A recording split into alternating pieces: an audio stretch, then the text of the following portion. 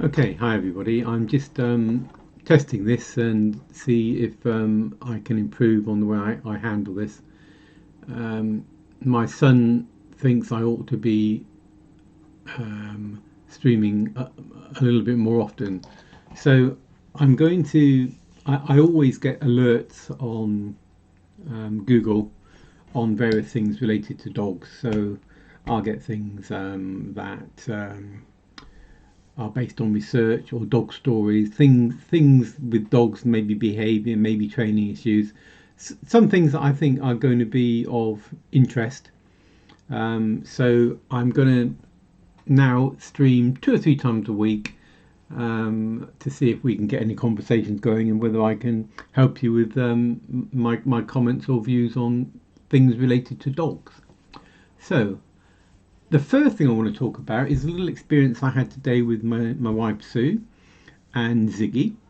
Ziggy, if you see the picture top right on the screen there, Ziggy is not dissimilar to that sort of dog. She looks pretty much like that. But she does like the beach. So we took her to the North Norfolk coast today, a little lovely beach called Waxham, nice and quiet, a few dogs.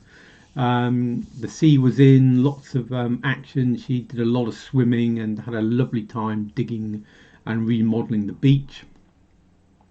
But the interesting thing is, when we left the beach to go back to the car, and we put Ziggy back in the car, we'd given her lunch.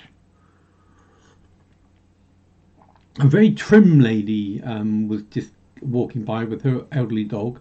She was probably in her, hard to tell really.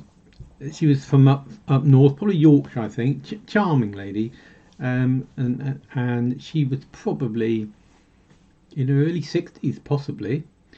Um, but she had a rather creaky little old terrier, lovely little dog.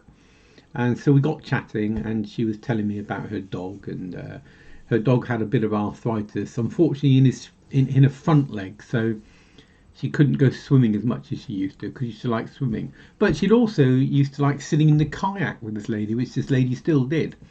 So she took this dog kayaking on the river and having a whale of a time.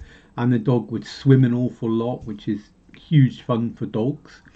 Um, Not only is it a great activity to them and they find it fun, particularly with their human companions, but as they get older, particularly with dogs get a little bit creaky, the joints start to ache a little bit.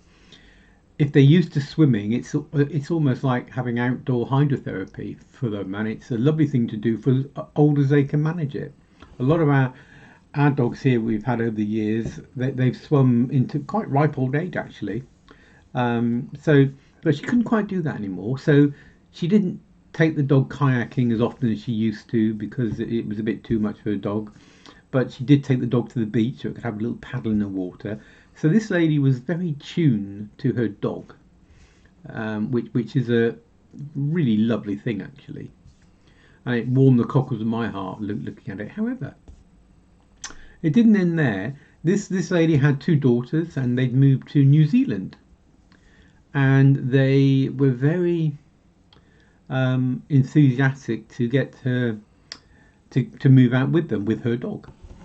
And they'd taken their dogs out there and put them through quarantine, 6 months quarantine, and that type of stuff. But the thing is, she said to me, and again, it made me smile because she was right on my wavelength. She said, "Well, I like to go across to Europe in the camper van, and I take my little dog with me." And she said, "But you have to leave them in the cars and things, and in cages." And she said, "I think it's terrible."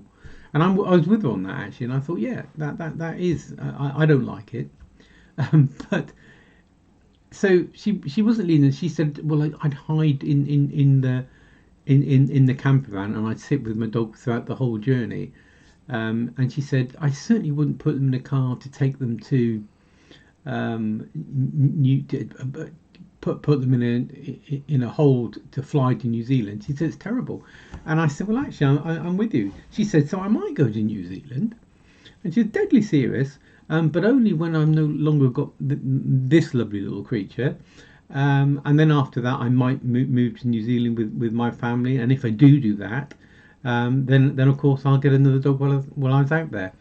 And I just thought, well, that's a lovely thing. It's she was treating the dog properly. She was tuned to her dog. She was understanding that this dog is a sentient being, a sentient creature, and they have feelings, and we need to look after them, and we need to care for them.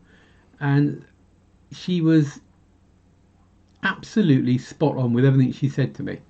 So that was that, and I commend her, and I commend anybody else that treats their dogs and thinks their dogs deserve that type of thought. So what I'm going to do, these more frequent sessions, I'm still going to pop up on a Wednesday night at 7 o'clock, but I'm going to do some of these during the week as well. And once I found a spot where people are finding this interesting and maybe are getting a little bit more involved in this, I may do more of them. I'm also minded when my broadband connection is going to be updated fairly soon to fairly fast fibre, so we won't have any delays or any snags on streaming of these little videos. So I'll be asking people that need help with their dogs, behavioural help with their dogs. I'll pick one or two people where I will do a live session actually on Twitch. So I'll dial in with them. They'll be on the video screen. They'll maybe be able to show videos of their dog behaviour, which we can share and we can talk around. And I'll give them a proper consultation, but online, and so you can see how a behaviourist works and how a behaviourist deals with the various problems presented to them. The other thing I'll be doing, as I said, I get a feed on dog research, canine behaviour, training, all these sort of things, and I'll be commenting on them. So this evening I've picked a few little things to talk about. Of course, if nobody does come out onto this, I'll save this and I'll put it on to Facebook and Twitter and Instagram, the usual places, so you can see what we're talking about here. So the first one I want to talk about is this little article, and this basically says, opinion: college students should consider adopting senior dogs. Now that is written by a lady who's a student at a college in the States. And when you first read that, you kind of think, well, there, that's a very nice sentiment. So here we are, we've got a nice picture of a little grey muzzled little Chihuahua. I think this is the dog that this lady or young lady actually adopted. So in principle, I'm a great believer in adopting senior dogs. They get a bit of a rough deal. They're not understood, and they're sort of like left there for too long a period. So that's admirable, and I like the sound of that. There is a however coming. I'm sure you realise. And the however for me is quite a biggie. Should we be adopting dogs to live in our colleges while we're at university? Well, I'm afraid my view is fairly simple on that, is no.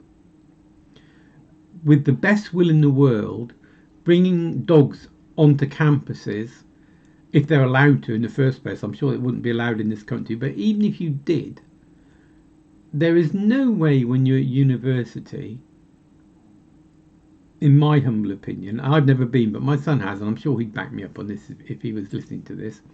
There is no way you can bring a dog onto a campus or into residences, or even into houses where you're sharing with fellow students, and expect to be able to give that dog what they need as a dog. It's just not feasible.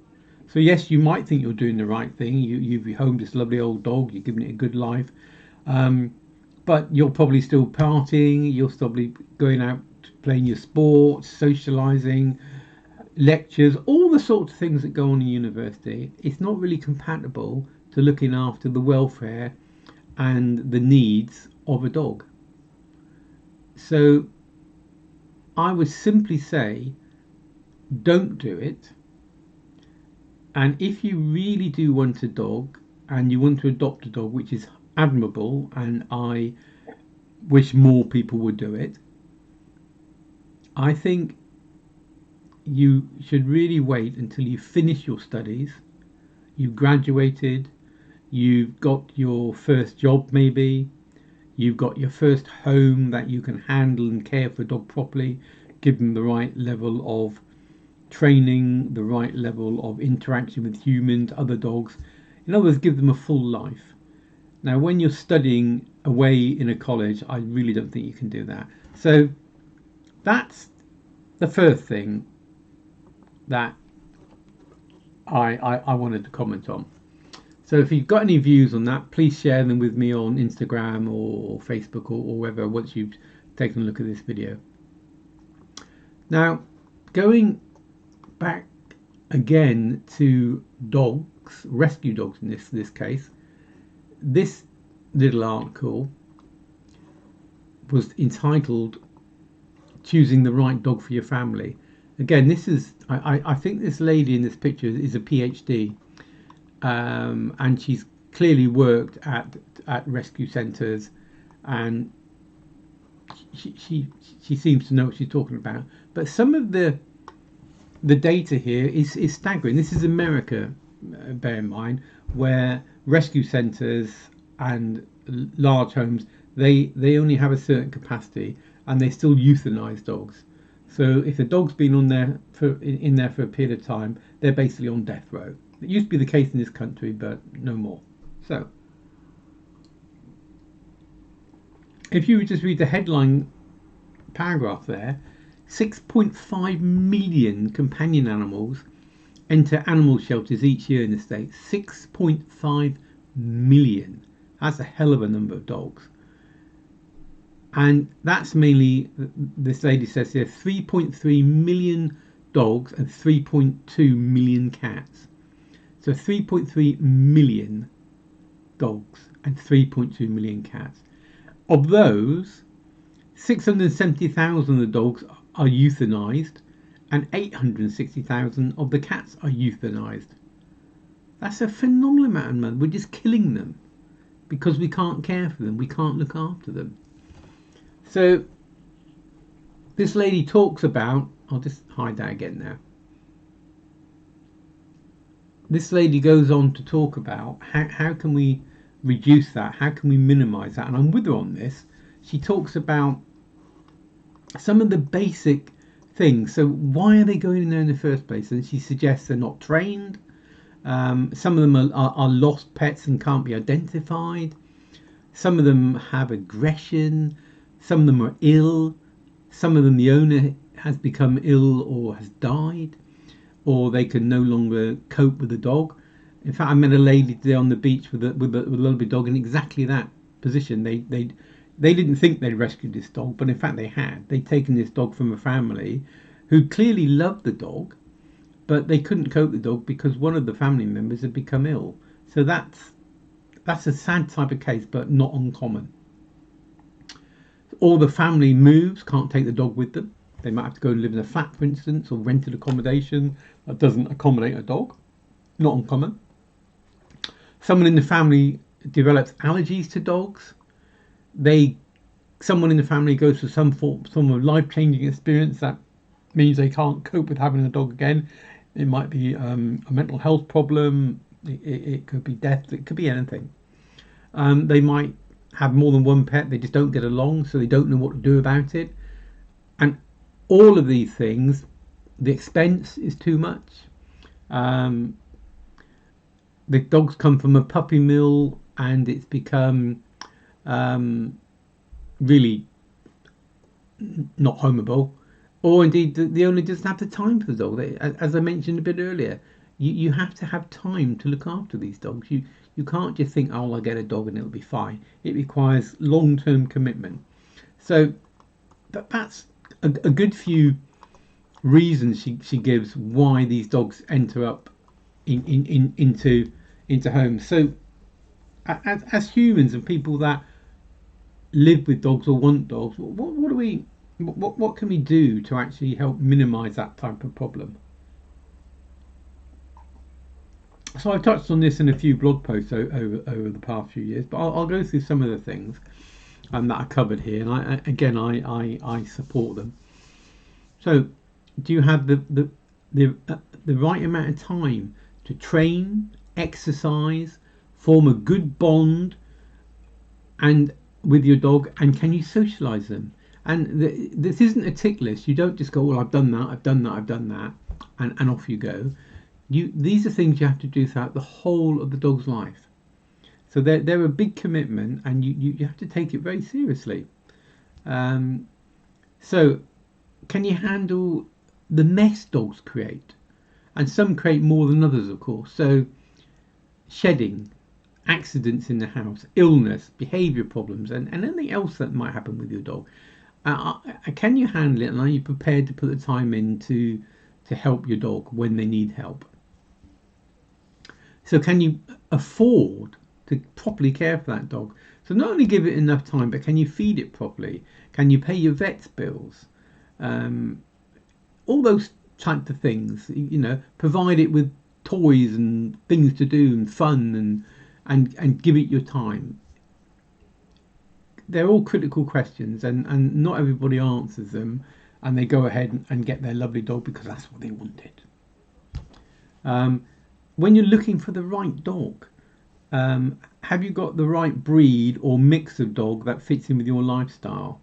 And please, please, I've said this many, many times, when you look to get a dog, get it from the right source, the safe source. Rescue a dog if you can. We're breeding far too many.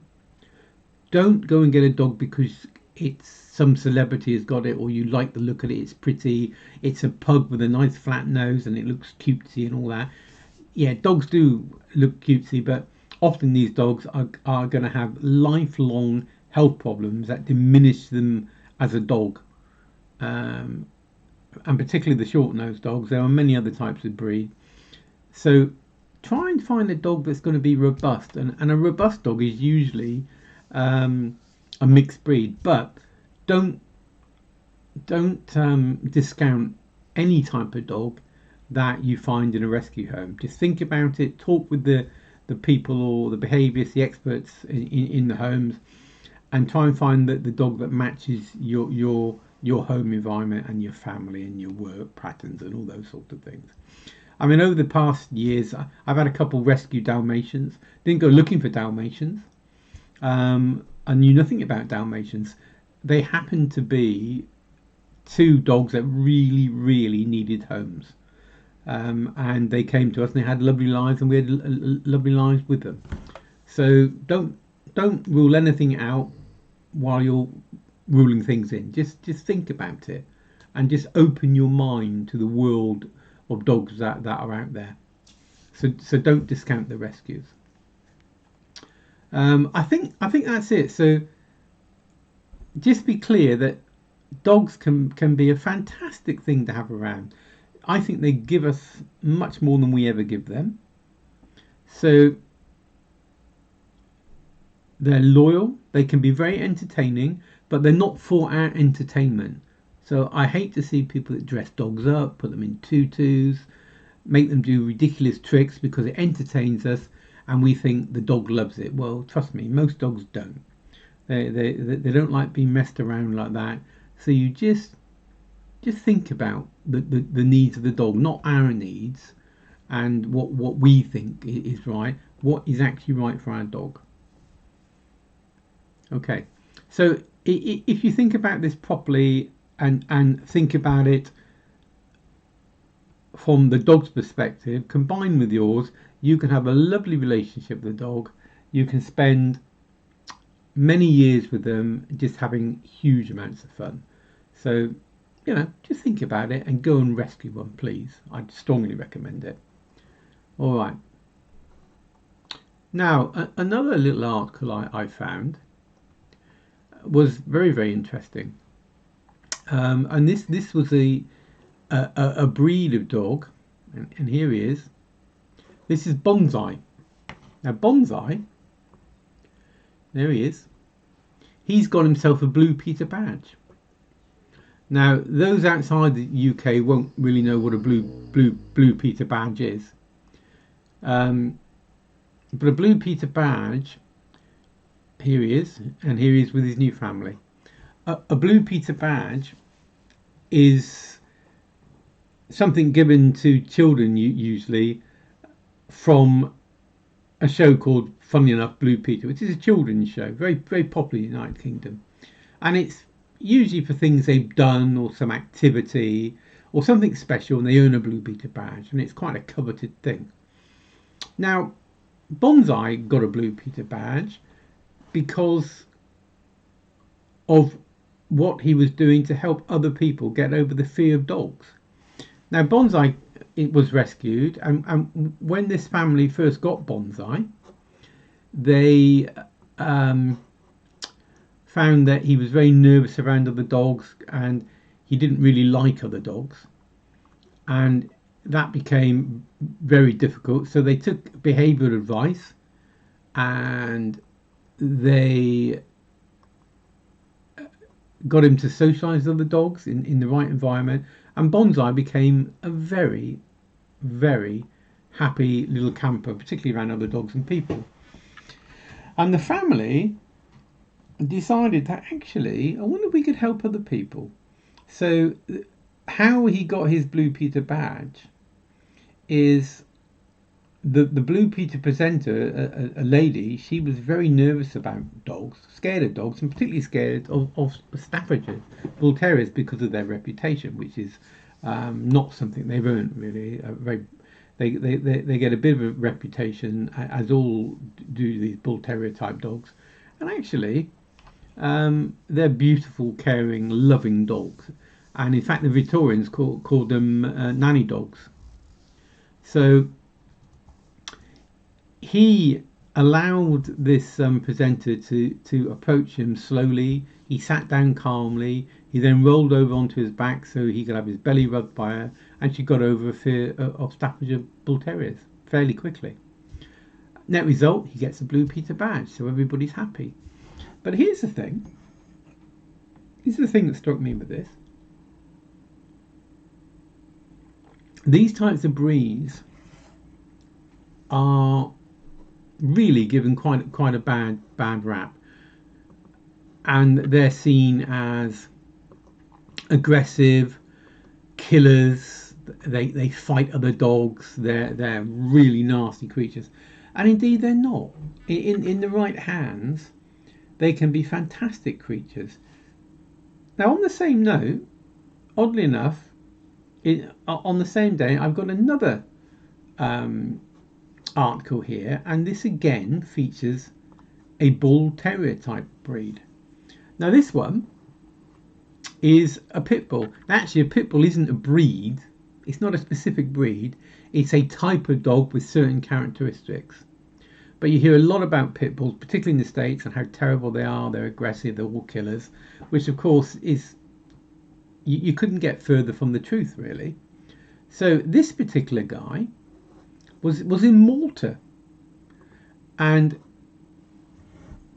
this guy we see here in the picture, he actually mauled an elderly woman.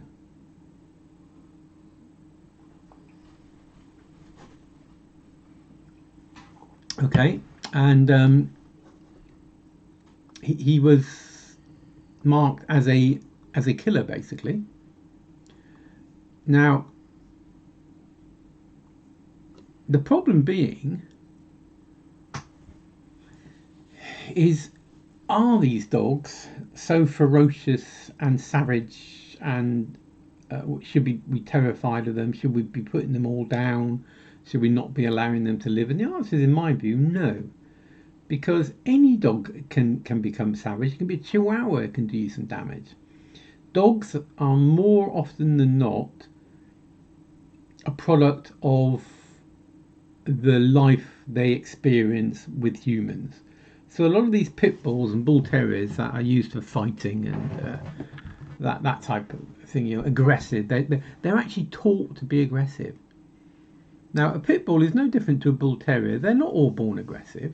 There is a small proportion of dogs that have a condition where they can become aggressive at any time. It's called idiopathic aggression. And idiopathic aggression is a very difficult thing. There's a syndrome in spaniels, and it's called rage syndrome, and that's basically idiopathic aggression. Now, the idiopathic aggression, idiopathic means without known cause in the medical world, without a known cause. So a dog with idiopathic aggression can suddenly just literally go into a rage and bite anything that gets in its way. And if you've got a pit bull that's got idiopathic aggression, you're not going to be able to help these dogs, or any dog with that type of aggression. And more often than not, these dogs are euthanized because you can't do anything for them, unfortunately. But when I hear stories of this dog mauled this person, or this dog attacked this child at home, and he was a lovely dog, and suddenly he turned into this savage beast. 9 times out of 10, it's not always. There's always an exception to these rules, of course. But 9 times out of 10, it'll be because it's something we've done to the dog. We've trained it to be aggressive. It's a trophy dog. Some youth or young man or individual likes to be seen with a tough dog, and it trains it accordingly. This dog will have a go at anything that moves. And to be fair, it's not the dog's fault. It's our fault. It's the human's fault, pretty much every single time. So I would again say, when you read these stories, just stop and think a little bit, and think about the background before we start condemning these dogs. And then you also have the view, well, if a dog's attacked once, it'll attack again. Well, that's not necessarily the case. I've helped quite a few dogs with so-called aggression over the years. They've just been misunderstood. They've been treated badly. They've often been scared stiff, and they just need some adjustment, and they need to be taught what's expected of them. And most of these dogs respond with kindness and compassion and our care. So, I'm just saying, don't take everything as read when you see this type of thing, because often there's an underlying story to it. The child that gets mauled at home often has been left alone with a child, with a dog, and they've pulled the dog's ear, put a finger in its eye, or something of that nature. Not maliciously, not deliberately, but they're a child. They've got a furry thing in front of them, and they do stuff. So we have to be very vigilant not to expose our dogs to situations where the dog feels it has to react in a certain way, because it will react in a certain way. If it feels threatened, it's often going to react in an aggressive manner, particularly if it can't get away from the perceived threat. So we just have to think a little bit carefully what we're doing. Now, the last little story I want to talk about, this is again about where we get our dogs. So here, in this picture here, we have a beautiful Sharpei, and she's a very young dog. She's only about 18 months old, and she is she's just basically given birth to a bunch of pups, which are nowhere to be seen. So this dog was found dumped. Okay, absolutely dumped. No sign of her pups at all. So this dog has had her pups ripped away from her at a very early age. Now, this is not an uncommon thing these days, but people still think it's okay to get a dog from spurious locations. So I'll get a dog off Facebook or Craigslist or Twitter or whatever else. The bloke on the corner that's flogging them out of a basket, that sort of stuff. Now, pretty much 100% of the times, these dogs will have either come from puppy farms, or they'll have been stolen, they'll have been badly bred. They'll have been taken from their parents too soon. They won't have been socialised. They've probably got health conditions, diseases that you're going to find out at your cost. Nevertheless, the cost of the poor dog that you've taken. So don't be tempted by sourcing a dog like that, because let me be clear. I sound a bit preachy here. I don't wish to sound preachy, but I, I, I, I think this is an important point, because this is a growing problem. If you're a true dog lover, a true animal lover, and you want a dog for your family, you do not get a dog from somewhere, be it a breeder, be it an unregistered breeder, be it from the internet, where you've not seen the dog's mother, you've not been and seen the environment this dog is coming from. Unless it's a rescue dog, then you hopefully get the history of the rescue dog. But you don't take a dog into your home that you know, it's going to be very expensive to do that, not only immediately with cash in hand, which you'll be paying, but also long term, because trust me, you'll be paying long term through the nose for this. You'll have vet bills and all sorts of things. You'll have dogs that aren't socialised. You'll have dogs that have behaviour problems, or because you've not just stepped back and thought about it a little bit more. Okay. If we keep doing this problem's going to keep growing. Now, it doesn't matter what I say, of course, because many people are going to ignore this and continue to do this anyway. But it's critical, if we want to stamp down on this backstreet breeding and this thirst for people's dogs. There's dogs being stolen around the country these days, and I think probably to order sometimes.